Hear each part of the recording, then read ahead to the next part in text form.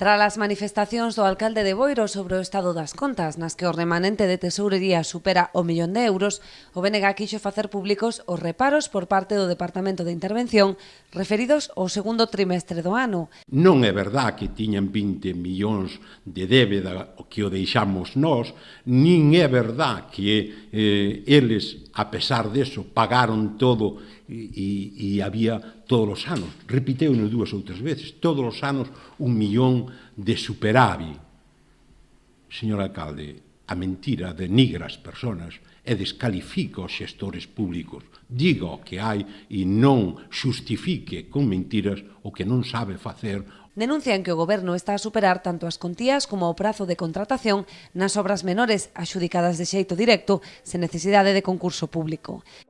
A Lei de Contratos do Sector Público establece unha serie de requisitos para a Administración local á hora de contratar a prestación de obras e servicios. E entre estes requisitos están as cuantías máximas que o Concello non pode superar no pago a unha empresa sin suscribir un contrato.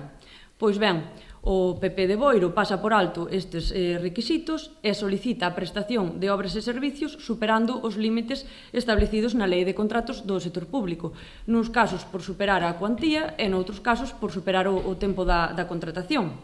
Dende o BNG chaman a atención tamén sobre o incumprimento da anualidade orzamentaria, executando obras que non estaban contempladas nos presupostos, o que obriga á súa modificación.